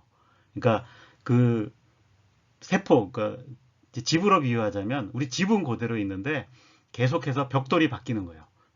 집 형태는 그대로 유지되는데. 그래서 우리 몸을 유지하고 있는 세포들도, 그러니까 그 세포도 바뀌지만 그 세포를 이루고 있는 이 원자들도 끊임없이 바뀌더라. 그래서 여기 보면 이렇게 음식물이 들어오는 데 놓여 있는 이 소화관 계통 뭐 이런 데는 굉장히 빨리빨리 바뀌어요. 이렇게 특히 이제 피 같은 경우에는 넉 달이면 피에 있는 이 원자들이 다 새 걸로 바뀐다는 뜻이에요, 대충. 그다음에 이제 우리 활발하게 계속 뭔가 복제가 일어나고 이런 것들, DNA 이런 것들은 빨리빨리 바뀌고 좀 잘 안 쓰는 것들 이런 것들은 좀 오래 걸린다. 라는 거. 뼈 같은 거는 이제 아무래도 더 이제 오래 걸리겠죠. 근데 그렇게 생각보다 오래 안 걸려요. 여기도 이제 화학 반응이 많이 일어나는 것 같아요. 그래서 뭐 뇌는 1년 걸려서 그래서 대충 몇 년 지나면 우리 몸에 있는 원자들이 다 우리가 먹은 음식으로 들어온 새로운 원자들로 다 바뀌더라. 뭐 이런 걸 이제 알아낸 겁니다. 그래서 저런 핵의 붕괴는 요새는 이제 의학에서도 많이 활용이 되는데 그중에 대표적인 예 두 가지가 이제 이 양전자 방출 단층 촬영이라는 거하고 그 다음에 MRI라는 건데 이 양전자 방출 단층 촬영이라는 건 예를 들어서 이게 포도당 분자인데 우리가 먹는 포도당에 들어있는 이 산소 하나를 이렇게 이 플로라인, 그러니까 불소, 방사성 동위원소로 이렇게 바꿔주면 이게 그대로 세포에 흡수가 돼요. 근데 세포에 흡수가 돼서 거기서 이 방출은 안 돼요. 이게 플로라인으로 있는 상태에서 분해가 안 되기 때문에. 근데 얘가 붕괴를 딱 합니다. 그러면 방사능이 나오죠. 근데 얘는 이 양전자를 냅니다. 그럼 이 나온 양전자는 주변에 있는 전자하고 이 반응을 해서 감마선 두 개가 나옵니다. 그래서 이렇게 이 앞뒤로 이렇게 감마선이 나오는데 그럼 이 감마선의 위치를 추적하면 이 포도당이 어디에 가 있다라는 걸 알겠죠. 그러니까 이런 식으로 내가 집어넣은 포도당이 우리 몸 어디에 얼마나 가 있는가를 이제 단층 촬영을 통해서 조사를 할 수 있는 거죠. 이 단층 촬영 기술에는 물론 이렇게 토모그래피 기술, 이제 컴퓨터 계라고 열심히 계산을 해야 이걸 알 수 있습니다. 그래서 3D 영상을 만들죠. 그래서 이렇게 하면은 우리가 보낸 포도당이 이제 몸 어디로 가서 얼마나 활발하게 쓰이나를 알 수 있는데 뭐 예를 들어서 이제 암세포 같은 경우에는 다른 세포보다 포도당을 많이 쓰죠. 그러면 특별히 이상하게 포도당을 많이 쓴다 그러면 거기에 이제 암세포가 있을 가능성이 있는 거죠. 그런 걸 찾아낸다든지 아니면 뭐 두뇌 활동 같은 것도 이제 추적을 할 수 있겠죠. 자, 그 의학에 또 많이 쓰이는 장치 중에 하나가 이제 자기공명 영상이라는 건데 이거는 이제 핵이 붕괴하는 걸 이용하는 건 아니고 이 핵도 이제 스핀을 가지고 있습니다. 그러니까 양성자하고 중성자가 스핀이 2분의 1이라 그랬죠. 그러니까 이것들이 모여서 이렇게 핵을 만들어도 다 더해서 없어지는 스핀이 없어지는 핵도 있지만 살아남는 핵도 있어요. 근데 그렇게 살아남으면 이 핵 자체가 하나의 자석이 됩니다. 물론 이제 전자도 자석이 되기 때문에 전자보다 강력하지는 않지만 어쨌든 이 핵이 만드는 자기장. 근데 그 중에 이제 특별히 이제 그 좀 센 자석이 되는 핵들이 있어요. 이 대표적인 게 그냥 수소 같은 거예요. 이건 양성자 하나라서 그 자체로 이제 자석이 됩니다. 그러면 내가 여기에 적당히 자기장을 세게 걸어주고, 그다음에 내가 그러면 거기에 이제 적당한 전자기파를 맞게 쏘면 이 핵들의 반응을 알아낼 수가 있는 거죠. 그래서 보통 이거는 그래서 이제 뭘 추적하냐면 주로 이제 그 하이드로젠, 수소들이 어떻게 분포하고 있고 이제 뭐 어떤 반응을 하느냐 이게 이제 주변 조직에 따라서 이 자석이 다르게 반응하기 때문에 이걸 통해서 이 조직의 상태 이런 것들을 이제 알아낼 수가 있어서 의학에 이제 응용이 되고 있습니다. 자, 지금까지 핵의 발견에서부터 그다음에 핵의 다양성, 다양한 핵을 어떻게 이해하는가 라는 것을 다뤘고 그다음에 그거를 이용해서 이제 인류가 그걸 어떻게 응용해 왔나까지 쭉 다뤄봤습니다. 그래서 뭐 이게 이제 핵이라고 하는 것이 이제 인류에게 한번 큰 충격을 한번 줬었죠. 바로 핵폭탄의 등장으로 인해서. 근데 그 이후에 또 이제 그 핵을 이용해서 많이 쓰고 있어요. 의학에도 많이 활용되고 하니까 이게 이제 굉장히 굉장히 유용한 도구이기도 한데 그 다음에 또 에너지원으로서 이렇게 핵발전소 또 많이 쓰였는데 이제 이걸 이제 또 잘못 관리하면 큰 재앙이 된다라는 것도 겪었죠.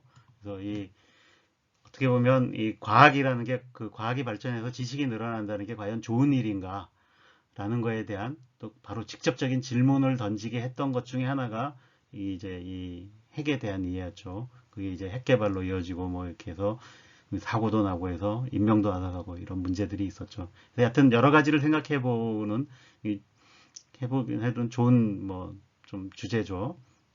어쨌든 이 뭐 좀 어려운 내용들이 많았을 텐데 그래서 뭐 이게 이제 핵이라는 걸 우리가 이렇게 이 정도까지 이해하고 있구나라는 걸 여러분들이 그냥 느껴보는 좋은 기회가 됐으면 좋겠습니다.